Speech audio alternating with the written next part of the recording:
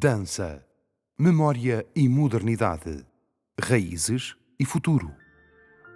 Define-se uma data, Dia Mundial de qualquer coisa. E da dança também, por que não? Dia 29 de Abril. Não fará parte do nosso conjunto de necessidades, interesses e inquietações diárias vitais. Um sintoma de que algo não vai bem. Ao assinalar, portanto, esta data, uma vez por ano, faz-se o possível para que essa qualquer coisa seja vista. Bailarinos falam de dança, embora a dança se explique melhor dançando. A frase não é nossa.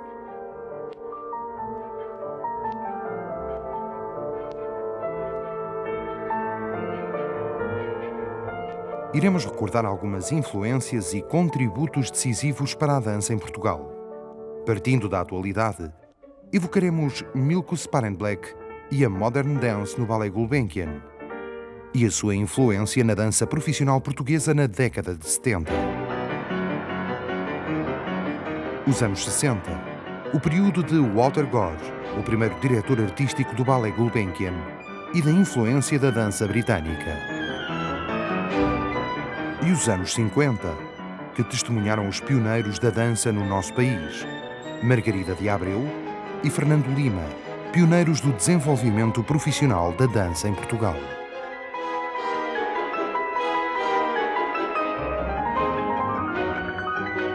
Não possuiremos já uma inequívoca tradição de que nos orgulhemos para passar às novas gerações? Sob pena de assistirmos a tentativas de inovação que afinal mais não são do que fruto do desconhecimento do vasto e rico legado de que somos herdeiros.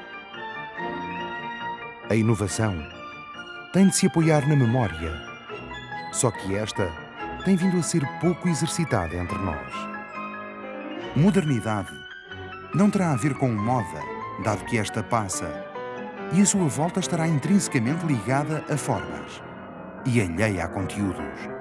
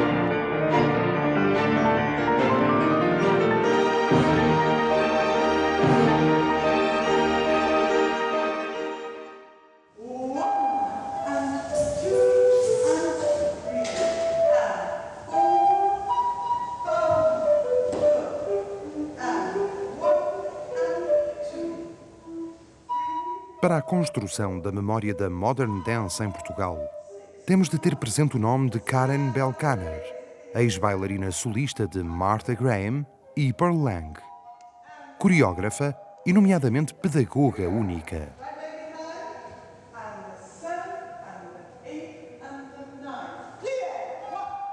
Acima de tudo, uma das raras pessoas que, pelo seu rigor e pela sua generosidade profissional e humana, foi uma grande inspiração para a geração de bailarinos de então.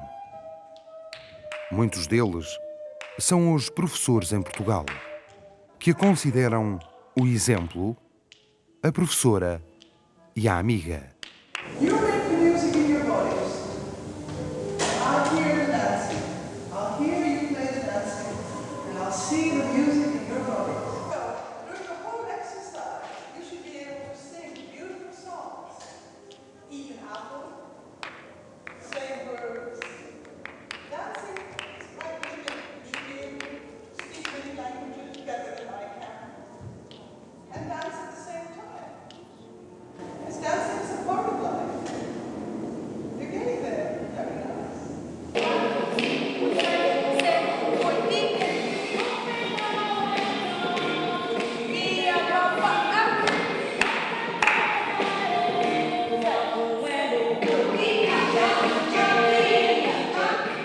Acho que é fundamental dar-lhes acesso a diferentes técnicas, desde a dança clássica, a técnica de dança moderna, Graham especialmente como base, mais tarde Cunningham, diferentes workshops de diferentes técnicas, desde que eles saibam o que é que cada uma pertence a quê, para não se confundir as coisas.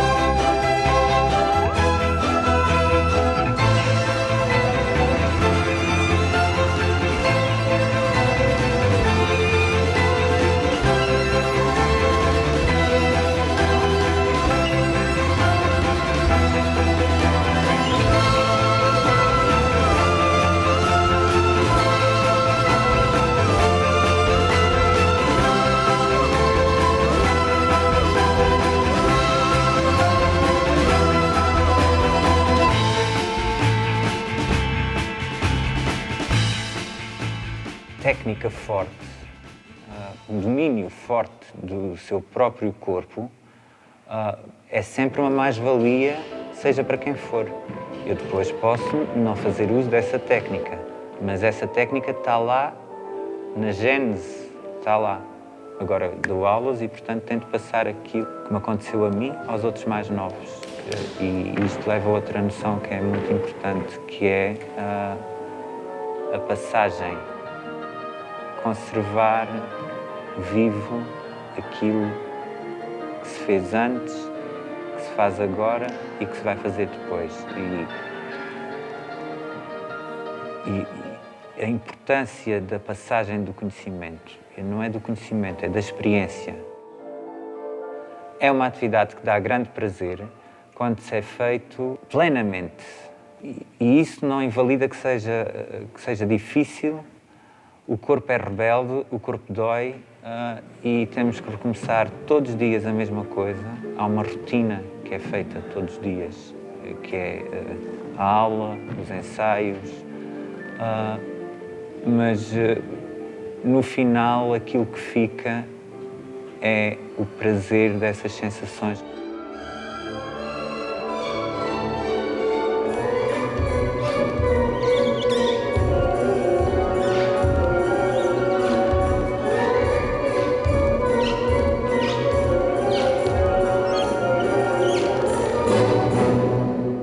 Tinha um professor que nas aulas de filosofia de movimento, o meu querido professor António Rodrigues, que nos falava muitas vezes em sensações e que na altura dizia: vocês não percebem nada do que eu estou a dizer e provavelmente só vão começar a perceber aos 30.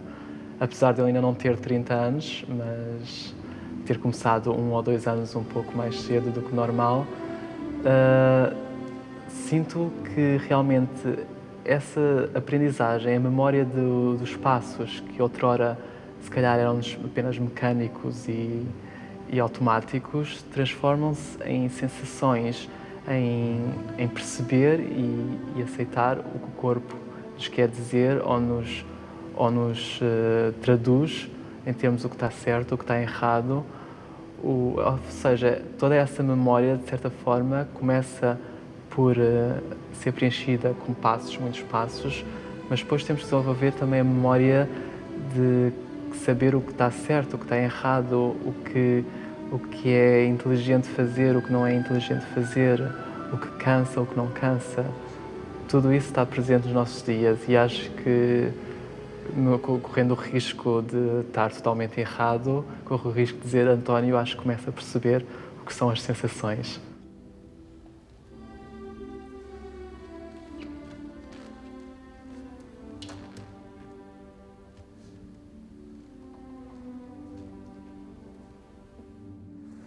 Each and every one of you.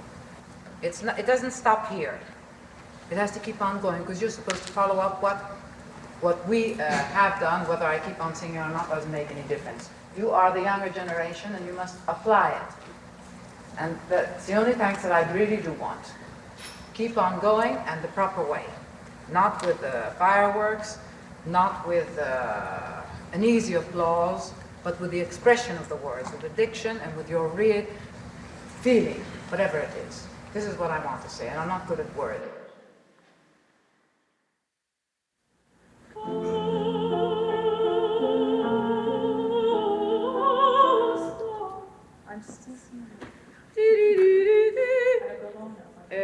It's a typical, very typical of Bellini. Take her hip, take her bone, there. Bop, that's it, and down, up and down, go. Don't anticipate ill. Don't anticipate ill. Olhando para frente, estás olhando para frente, já sei o que vai vir. Don't worry about it. Estás olhando para frente, and it's an afterthought.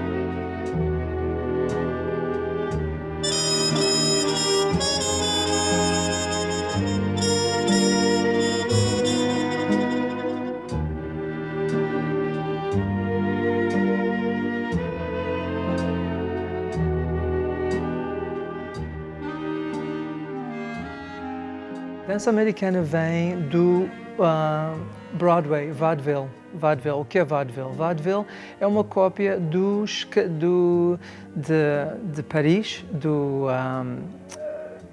da Can-Can, also também o teatro alemão, vem muito daí.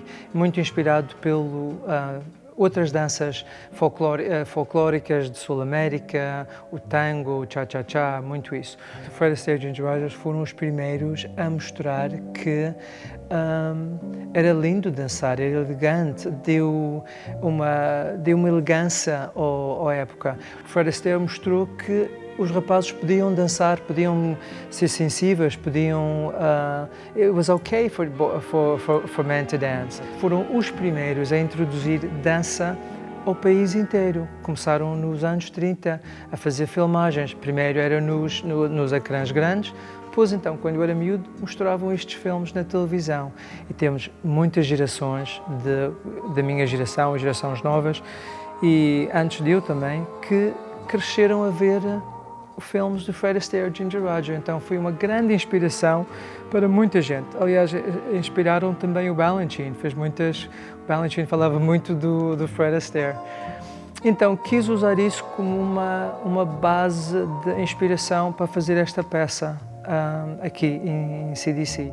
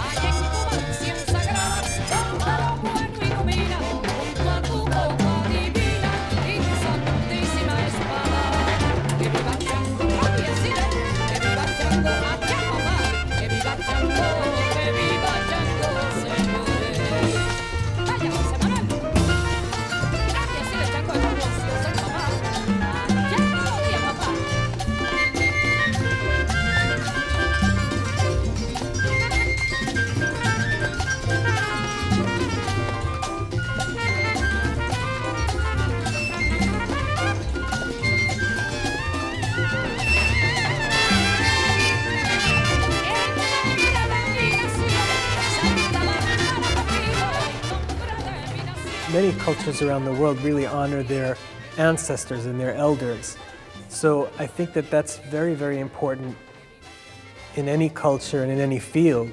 And to know where you come from, the lineage that you come from, gives you a sense of connection and both a sense of security and humility in a way that you don't get by just imagining that you exist in a vacuum or you didn't come from something else. It's very important to be able to remember where you come from or who you come from, who taught you, who taught the people who taught you, and who taught those people.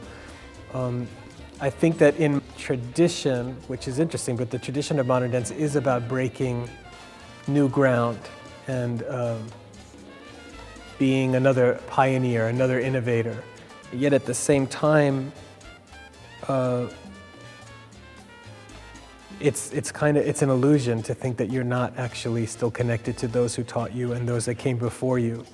And I think, for example, tap dance has a much stronger tradition of honoring the elders than modern dance does, and I think classical dance does too. And you lose a sense of place when you don't have that memory.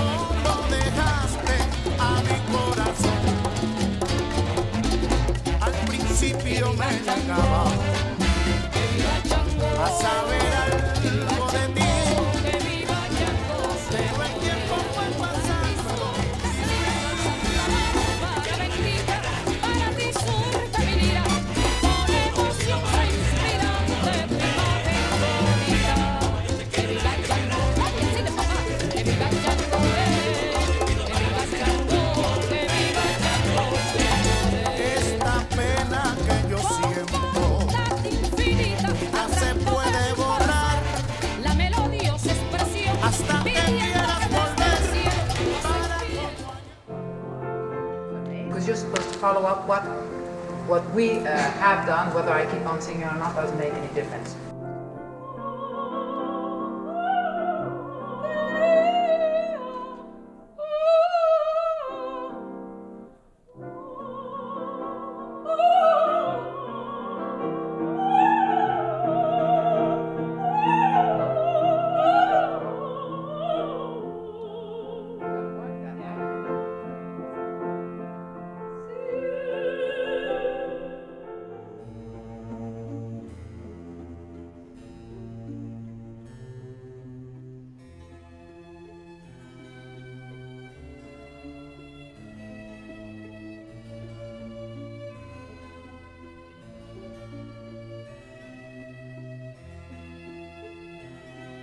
Segundo Miguel Oliveira, bailarino português da companhia principal do Netherlands Dance Theater 1, a aprendizagem de técnicas de dança é fundamental. Quando começou a estudar dança clássica, a cada movimento que lhe era ensinado, como um plié, um tendu, tinha de pensar conscientemente no alinhamento dos pés com os joelhos, na rotação e alinhamento das ancas com o tronco. Hoje em dia, quando faz um plié, um tendu, não precisa de pensar nos pés, nos joelhos ou nas ancas. Na sua cabeça e no seu corpo, um plié, um tendu, inclui tudo isso. É um só movimento. E todas essas coisas que a princípio tinha de trabalhar separadamente estão agora interiorizadas e coordenadas. No fundo, as técnicas de dança são exercícios de coordenação, mas isso só por si não é dança. Para Miguel Oliveira, para que um movimento seja dança, têm de estar presentes 3 pressupostos. Primeiro, o movimento no espaço, a mecânica, a coordenação. Depois, a dinâmica, a energia. Caso contrário, o movimento será vazio, sem essência. Para que um bailarino intérprete possa subir a um palco para dançar, têm de estar presentes pelo menos os 2 primeiros pressupostos, tornando-se eles mesmos uma segunda natureza.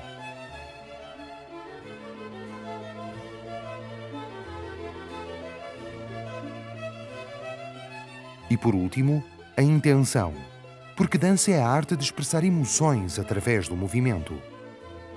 E é através da aprendizagem dessas técnicas, sejam elas de dança clássica, balé, ou de dança moderna, Graham, Cunningham, Limon, que essas condições se tornam uma segunda natureza. É nessa altura que um bailarino pode como que esquecer a técnica e dar lugar à expressão artística, à intenção, à interpretação. E é também aí que um bailarino pode realmente desfrutar do que está a fazer. Preferably, and it is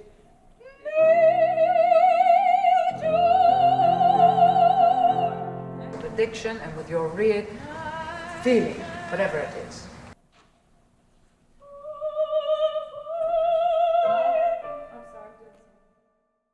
Walter Gore foi o primeiro diretor artístico do Ballet Gulbenkian.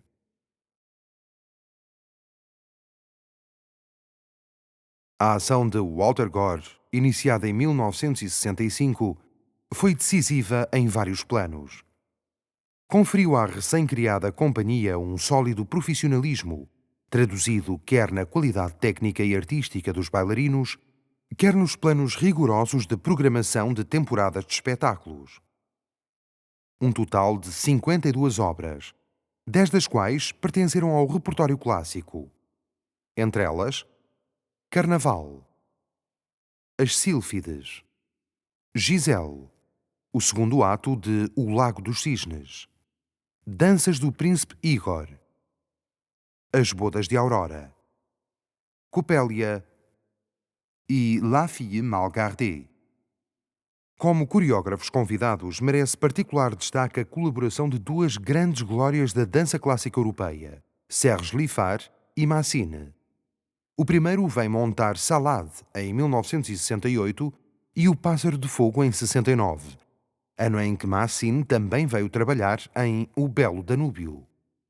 No domínio do repertório contemporâneo, 7 obras dos coreógrafos portugueses Agda Sena, Francis Graça e Carlos Trincheiras.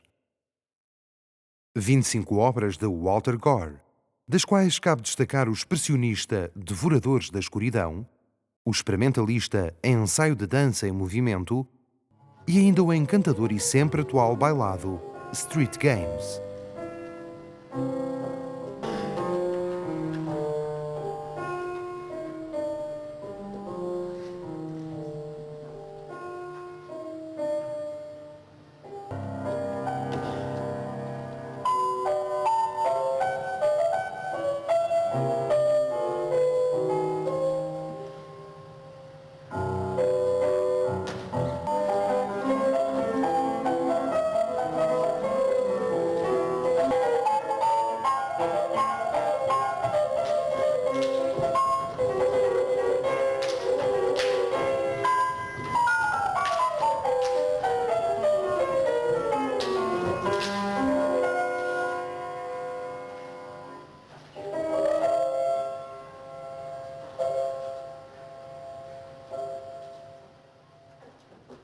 Neste domínio, os momentos mais altos vividos pela companhia tiveram lugar precisamente com a apresentação de O Mandarim Maravilhoso de Milko Sparenblek, que na década de 70 assumiu a direção artística desta companhia.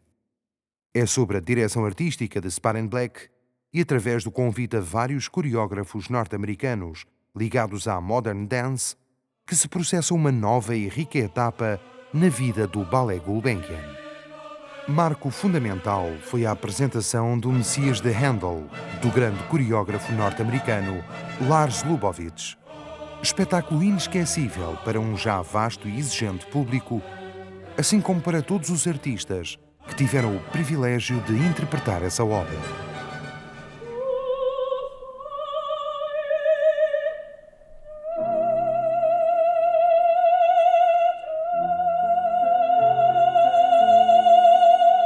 are the younger generation and you must apply it. Não há a menor dúvida que o nome de Margarida de Abreu está intrinsecamente ligado à memória de uma época muito importante da dança portuguesa. Entre todas as personalidades que deixaram uma marca indelével na nossa dança, ela é certamente uma espécie de mãe, uma instituição viva e ativa que soube marcar o seu tempo. Do Círculo de Iniciação Coreográfica saiu uma chamada segunda geração, constituída por algumas figuras que protagonizaram um tempo de mudança e de imprescindível profissionalismo que tardava nos anos 60 e 70. Do movimento que gerou, saíram grande parte dos que hoje povoam os nossos palcos e animam os nossos teatros e outros espaços culturais. Por isso, Dona Margarida, mais do que a mãe da nossa dança, poderá ser considerada a grande matriarca da dança portuguesa. Abílio Matos e Silva, pintor, cenógrafo e figurinista, é recordado com carinho e saudade por muitos. Margarida de Abreu sempre o lembrou pela sua enorme generosidade.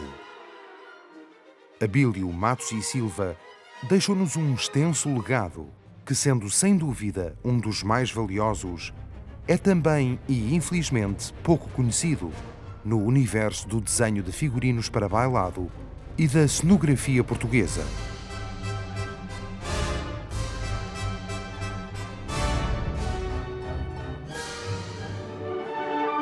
Memória e modernidade.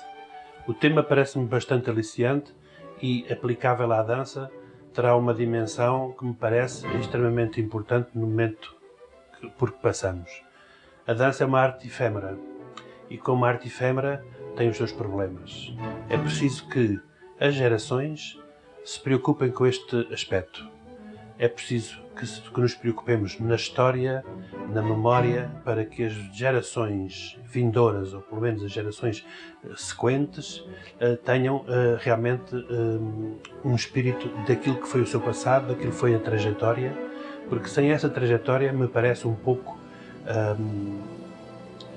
insípido, um pouco clara a capacidade de uma criação com história. Não nos podemos esquecer que a dança tem estes dois aspectos, não podemos só circunscrever a atividade da dança no aspecto criativo, há também a interpretação, e a interpretação é uma arte também. Houve intérpretes e houve criadores. Os intérpretes também não se podem esquecer, não só os criadores.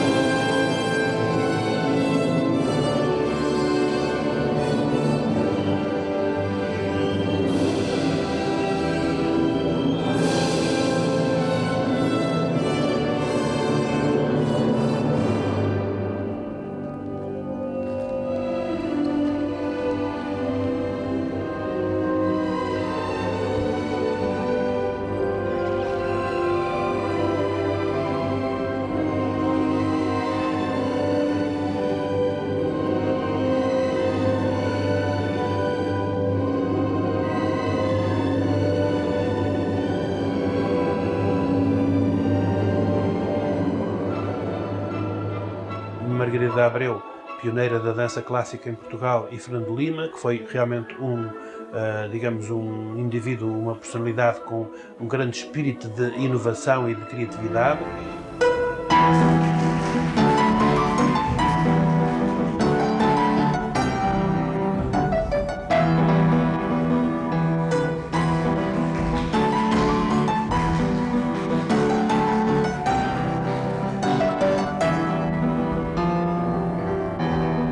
Fernando Lima, é claro que também todos conhecem, porque já muitas vezes trabalhou nos nossos estúdios.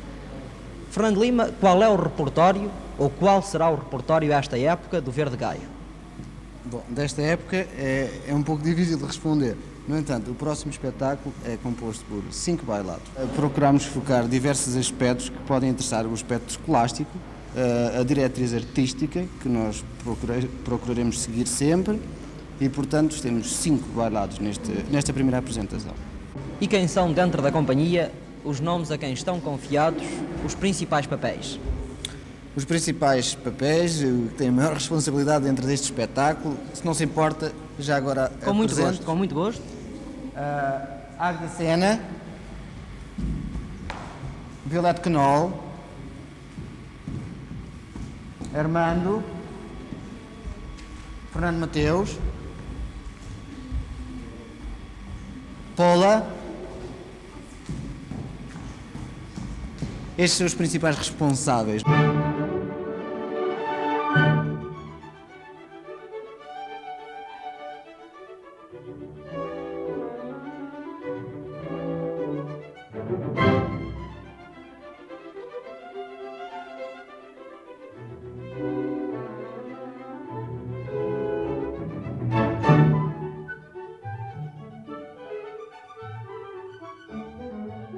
Fernando Lima, um bailarino e coreógrafo notável, à frente da sua época, foi o primeiro a contribuir para o nascimento de grupos independentes nos anos 50 e 60.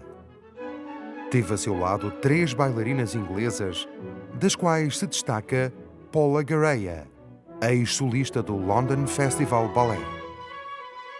Em 1956, fundou o grupo Ballet Concerto, para o qual criou várias peças e remontou outras de sua autoria. Com Ana Másculo e Águeda Sena, liderou como bailarino solista pequenos grupos dirigidos por Margarida de Abreu. Posteriormente, realizou uma carreira notável como bailarino por várias companhias da América do Sul e da Europa. Fez inclusivamente parte dos balés de Roland Petit. Durante os anos de 1956 e 57, Fernando Lima trabalhou com a RTP, inaugurando os tempos pioneiros da dança na televisão portuguesa.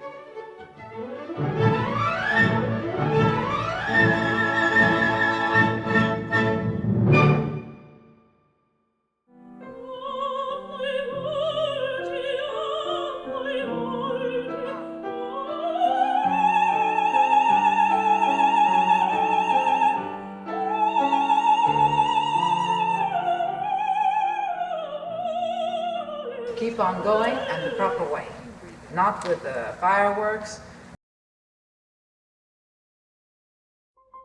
Na criação também existe a necessidade da história, a necessidade de um passado, a necessidade de uma identidade inclusiva que, no caso dela acontecer, será uma mais-valia, porque essa identidade tem com certeza consequências num tal passado. Portanto, eu penso que hoje em dia os bailarinos estão melhor preparados tecnicamente e mesmo criativamente eu acho que os bailarinos também estão melhor preparados. Ensinar essa linguagem que é a linguagem do corpo nas suas vertentes todas, seja clássico, seja moderno, seja hip-hop, seja acrobacia. Quanto mais linguagens um criador dominar, mais rico é esse trabalho. Para mim, a inovação é a evolução na qualidade do trabalho.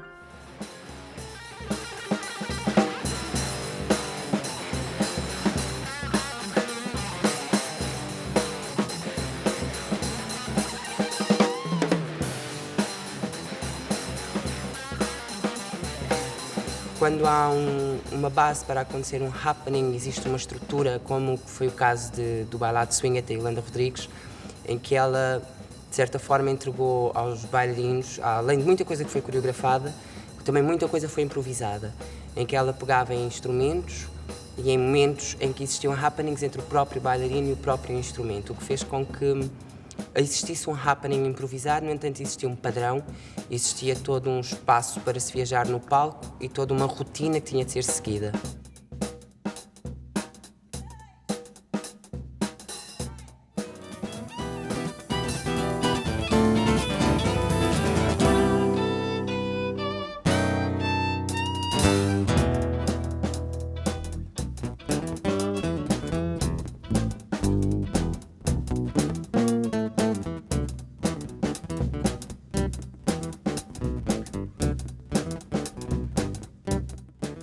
A inovação não é só uma atitude de mudança.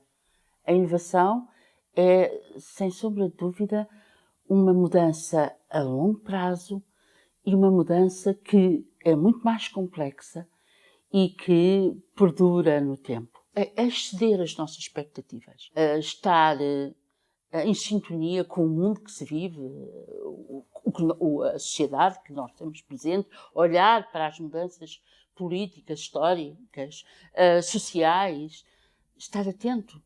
Estar atento. Uma das questões que se coloca à cultura contemporânea é o das fontes ou das origens daquilo que as artes performativas ou outras quaisquer artes realizam. Ou seja, devemos fazer tábua rasa da tradição clássica, por exemplo, ou da tradição formativa clássica que está na origem, no fundo, de toda uma gramática e todo um vocabulário das artes visuais e das artes plásticas, e devemos só absorver os contributos da modernidade que em muitos casos foram feitos contra essa tradição clássica, ou pelo contrário, que é essa a posição que hoje em dia os espíritos mais avisados da contemporaneidade têm, devemos fundir os dois contributos. Ou seja, tudo aquilo que a disciplina clássica e a formação clássica oferece e, ao mesmo tempo, também os contributos inovadores de improvisação, de reconstrução da própria linguagem que a modernidade ofereceu. Penso que este caminho de fusão entre os contributos é realmente aquilo que pode definir a essência de uma verdadeira contemporaneidade. Eu acho que nós evoluímos muito. Eu acho que hoje o panorama da dança em Portugal é um panorama europeu, quer dizer, não temos nada... Aí voltamos ao princípio desta conversa. Claro, voltamos. Eu acho que alguns até de nós, e nós fizemos alguma coisa na nossa geração. Em 50 anos em Portugal avançou-se 200.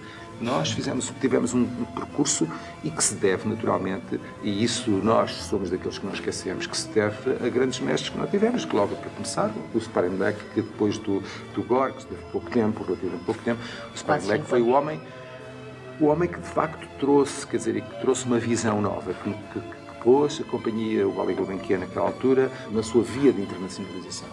E que trouxe muitos coreógrafos. Mas ele encontrou uma companhia disciplinada e isso foi o Walter Gore. Não, uma companhia profissional. Isso foi o Walter Gore. Mas com certeza. Continua. Não, mas o que eu quero dizer é que é essa transição entre o clássico, que o Ballet Gulbenkian fazia um bocadinho a ambiguidade, que naquele tempo se faziam essas coisas, porque era normal, e era normal que assim fosse. Não podia ter sido de outra maneira, o percurso não podia ser de outra maneira. E, portanto, porque era o tempo, era a maneira como se fazia em toda a parte, quer dizer, portanto, nós... fizemos exatamente o que nós tivemos aqui, como tu sabes, quer dizer... Colocou-nos mapa.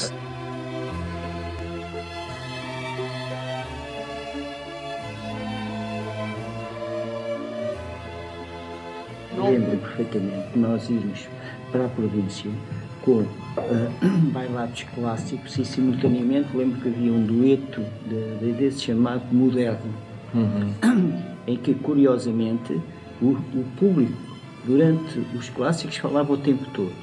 E quando havia esse dueto, estava tudo calado com muita atenção a ver o que era aquilo. Mas a uma dada altura, justamente pelos estrangeiros que vieram cá, e neste caso por um homem que creio que veio ter um papel na dança em Portugal, foi Norman Dixon, eu vou para a Inglaterra e arrisco entre um curso de matemática e física, a paixão era de horas sem limite, era nunca estávamos bem, era o querermos ser escolhidos pelo coreógrafo A e pelo coreógrafo B. Eu acho que isso ainda existe, quer dizer, eu acho que existe hoje isso tudo e depois existem as margens disso tudo, são outras concepções.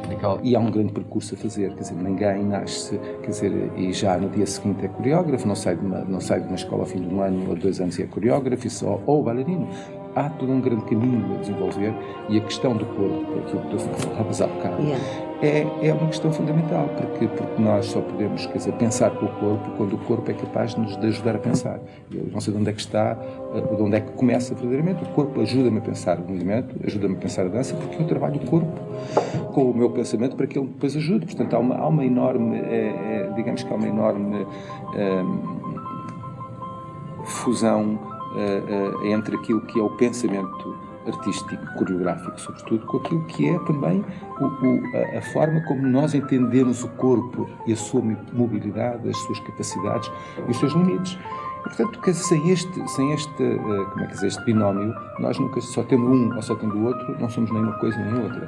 Portanto, penso que se nós queremos fazer dança, mesmo no maior dos experimentalismos, temos sempre que pensar no corpo como um instrumento de trabalho que é preciso levar até ao seu limite das suas capacidades. E depois, só para acabar, dizer mais uma coisa, é que eu acho que na dança, como em todas as outras artes, nós precisamos de ter as condições. Trabalhei muitos anos, como sabes, ligado ao ensino e na formação de bailarinos. Acho que nenhuma escola deve perder a ideia de que correr é correr, dar um pinote é dar um pinote, amarfanhar o corpo é amarfanhar o corpo. Pronto. Isso não quer dizer que descure linhas de evolução técnica, porque as técnicas nunca são um fim, são sempre meios. E a profissão em si, ela tem que começar por adquirir ferramentas que nos permitam depois criar e depois ser capazes de recusar, inclusive, tudo aquilo que a gente aprendeu. É assim que acontece com todos os grandes artistas. Mas eu estou-me a lembrar também que não é só na dança que isto acontece, na música. Nos anos 70 passou-se aquilo que hoje se está a passar na dança. É a interpretação que, no fundo, o que é? Uma ideia que depois é filtrada por outro indivíduo ou por vários indivíduos que vão dar aso a essa mensagem que o coreógrafo pensou, essa obra de arte. Portanto, o pensador, o artista, o criador. Aqui há uma fusão das coisas. Quando é essa fusão, dá-se um espetáculo maravilhoso. Quando não existe a fusão, que há só uma ideia, mas que não tem depois um intérprete, a pessoa não sabe exprimir aquela ideia, exprime outra coisa qualquer, pensando que está a exprimir essa, não é? Eu acho que na grande confusão e na grande coisa. Eu acho que a preocupação que a Graça colocou e que eu acho que é nossa, que é de todos e que é de muita gente, é de que é também o próprio aspecto de que hoje se vive mais pelo marketing e se põe mais o espetáculo ou o meio artístico. Do ponto de vista, pá. Exatamente, quer dizer, o meio artístico em si, há um logro no sentido genérico. Permite muito amadorismo, o que não é mau em si mesmo, se nós soubermos deixá-lo ficar exatamente no plano e sair, o que não quer dizer, dentro de todo este mundo experimental, onde acontecem milhares de coisas, todos nós sabemos que foi sempre assim na história, e aquele exemplo que dei há bocadinho da música dos anos 70, da música moderna dos anos 70, é evidente que é paradigmático, porque naquele tempo aconteciam milhares de coisas e tudo ficou pelo caminho e tudo se perdeu. Hoje não conhecemos um nome, à exceção de um Berio, de um Cage. É claro que ficaram muitos, quer dizer, mas é uma elite e foram aqueles que realmente conseguiram sair, e todos eles têm uma grande formação musical.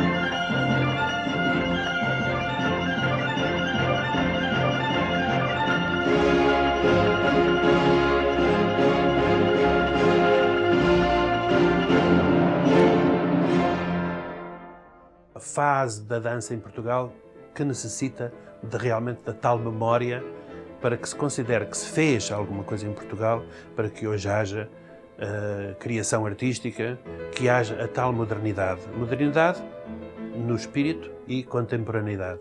Não é fácil, mas dá imenso prazer e vale imensa pena. Para mim, a inovação é a evolução na qualidade de trabalho. Que possam continuar esse trabalho com essa exigência de qualidade. Que este caminho de fusão entre os contributos é realmente aquilo que pode definir a essência de uma verdadeira contemporaneidade. Sou bailarino, mas acima de tudo sou artista. Who taught you, who taught the people who taught you and who taught those people. Estar atento, estar atento.